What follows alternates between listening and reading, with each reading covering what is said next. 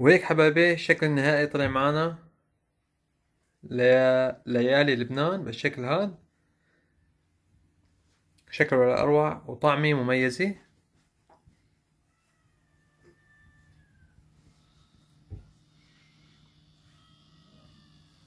بسم الله، السلام عليكم ورحمة الله وبركاته. أهلا وسهلا فيكم أخواتي أخواتي، فيديو جديد وأكلة جديدة. معكم أخوكم ناصر من قناة ليالي الشام. طبعا كتير طلبتوا مني أكلات حلو بدون فرن، وخاصة الشباب العزابية اللي عايشين لحالهم بدهم الأكلة حلوة وسريعة، والأشخاص اللي ما عندهم أفران أو ما متواجد معاهم أفران بالوقت اللي هن فيه وحابين ياكلوا أكلة حلو سريعة. اليوم رح نحضر مع بعض ليالي لبنان. طبعا قناتنا اسمها ليالي الشام، ورايحين نحضر أكلة ليالي لبنان. طريقة سهلة وبسيطة وطعمي ولا أروع. المكونات موجودة قدامنا. محتاج لكاسة ونص من الحليب، ومعنا كاسة سميد ناعم، كاسة سميد، وكاسة سكر، ومعلقة وحدة ماء الورد، وعلبة قشطة. طبعا أنا بستخدم القشطة هاي النوعية، قشطة بوك، كثير طيبة وظريفة. طبعا ما عم نعمل لها دعاية. معانا علبة قشطة. وبالنسبة للزينة بنحتاج الفستق الحلبي، هو أفضل شيء وأطيب شيء بيطلع معنا. خلينا نروح هلا لأول خطوة. طبعا بتمنى منكم إذا كنتوا جديدين معي بتمنى تشتركوا معي بالقناة وتضغطوا على زر الإعجاب لحتى يوصلكم كل جديد. خلينا نروح هلا لأول خطوة.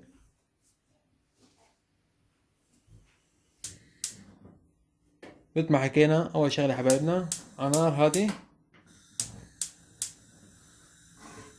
رايحين نضيف الحليبات. بسم الله. كاس ونص من الحليب،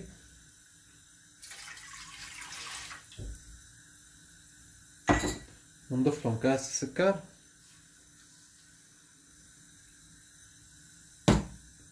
وكاسة السميد.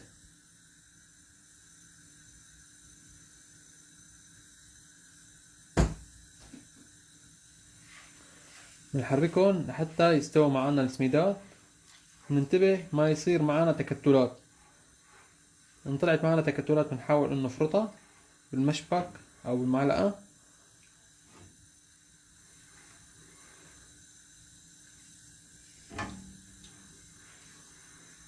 تقريبا بياكلوا 10 دقايق بما حتى تستوي معنا السميد. حلاوة الجبن استخدمنا مي بدل الحليب. ليالي لبنان نستخدم الحليب.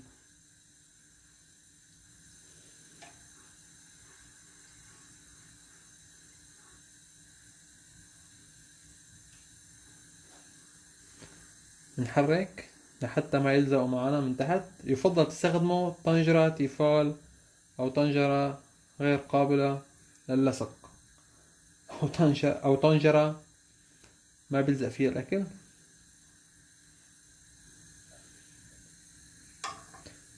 بنضيف لهم معلقة صغيرة من ماء الورد، وبدنا معلقة صغيرة كمان بنضيفها للقشطلية أو للقشطة.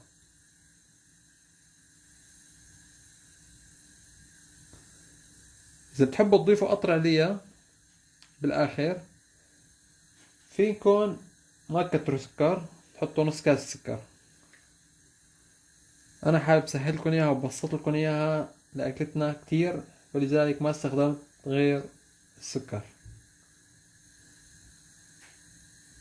نصبر عليهم حتى ينضجوا معنا.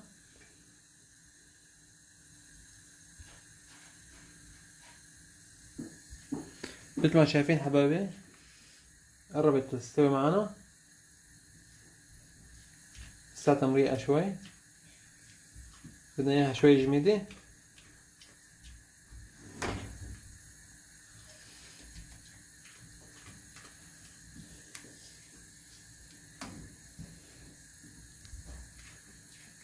ننتبه ما يلزق معنا.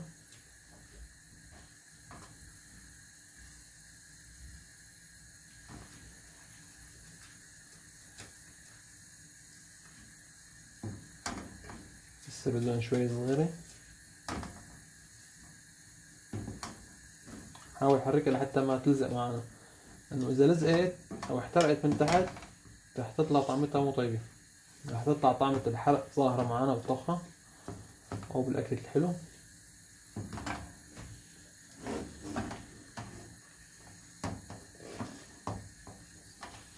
هلا هيك حاجتها شايفين كيف جميدة بهالطريقة هاي.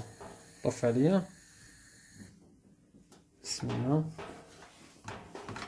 يعني تقريبا ما بتاكل معانا 10 دقايق على النار، هي كلها ما بتاكل معانا 10 دقايق طبختنا بهالطريقة هاي.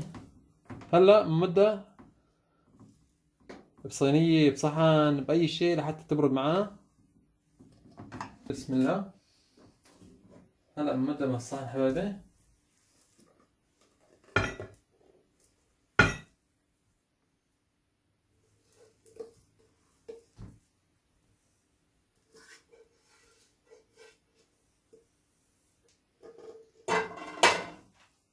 ما شاء الله ريحة ماء المورد رائعة. طبعا هذا الصحن نفسه هيكون هو صحن التقديم.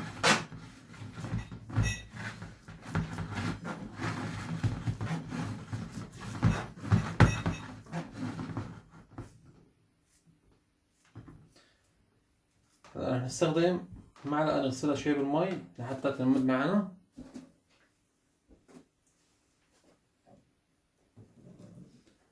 بس شوية مي بنحطها على المعلقة لحتى تستهمد معنا.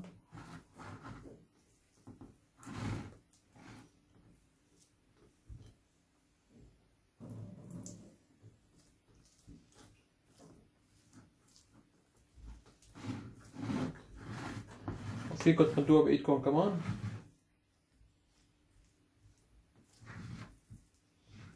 نمدها بشكل متساوي.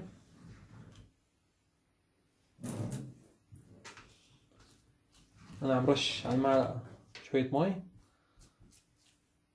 حتى تمد معنا.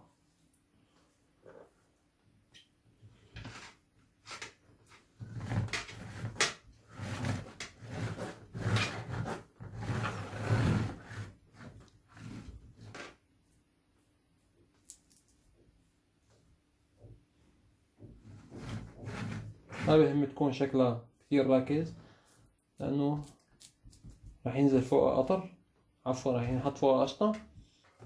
تقريبا بهالشكل هذا نصبر عليها نص ساعة أو أكثر حسب حرارة الجو عنا لحتى تبرد، ونشوفكم مرحلة التزيين. بسم الله. ولا هيك مضى عليها تقريبا نص ساعة حبايبي، بردت معنا. هلا لازم نضيف عليها القشطة. أنا بفضل تستخدموا القشطة العلب، هي أفضل وأسرع وأطيب من القشطة اللي نسويها على إيدنا. تمد معانا بأي طريقة بأي مناسبة.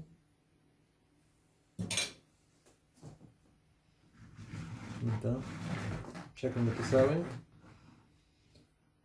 إذا تحبوا القشطة كثيرة فيكم تستخدموا علبتين من القشطة.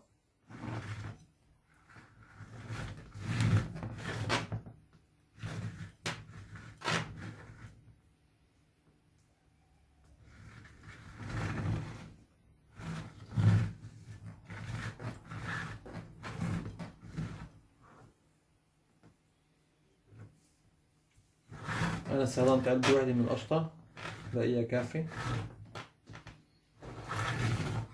هلا إذا بتحبوها تكون بشكل دائري مثل الكيك فيكم تستخدموا قوالب الكيك تمدوا عليها السميد أو القشطلية، يطلع شكلها أحلى. بس أنا خليتها هيك بسيطة بالنسبة للشباب العزابية اللي طلبوا مني أكلات سريعة وبسيطة، ما بدها جهد ولا بدها مكونات وما بدها مواد نهائيا ولا بدها فرن. هاي الطريقة مبسطة وسهلة وسريعة ولا بدها مكونات نهائيا، يعني ما بدها عدة نهائيا، لا بدها مكونات ولا بدها شيء. بهالطريقة هاي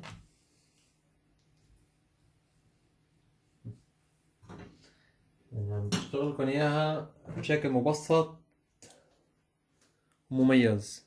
بسم الله. هلا بنفرش عليه الفستق الحلبي.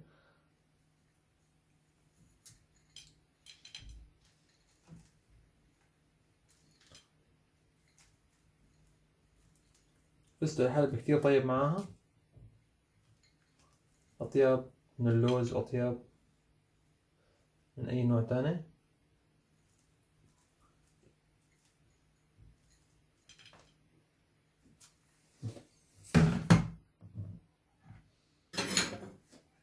وهيك صارت معنا ليالي لبنان جاهزة بهالطريقة هاي. هلا رح احطها قدامكم ونشوف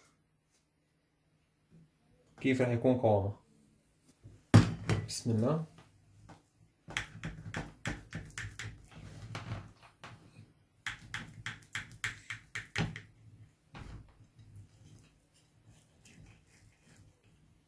يا عيني يا عيني يا عيني، اللهم صل على النبي. شايفين كيف؟ إذا بتحبوا مثل ما خبرتكم تضيفوا قطر، فبننقص كاس السكر، بنحط نص كاس السكر ونضيف قطر. فينا نرش قطر قبل ما نحط القشطة، بنرش عليه قطر بعدين بنحط القشطة. وهيك صارت معنا ليالي لبنان جاهزة بهالشكل هذا، بطريقة مبسطة وسريعة. بتمنى تكون الوصفة عجبتكم. لا تنسوا دعم القناة بلايك واشتراك وكومنت، وانطرونا في فيديو جديد. مع السلامة. بسم الله. وهذا الشكل النهائي حبايبي لليالي لبنان، طلعت معنا بالشكل هذا، شكل ولا أروع وطعمة مميزة.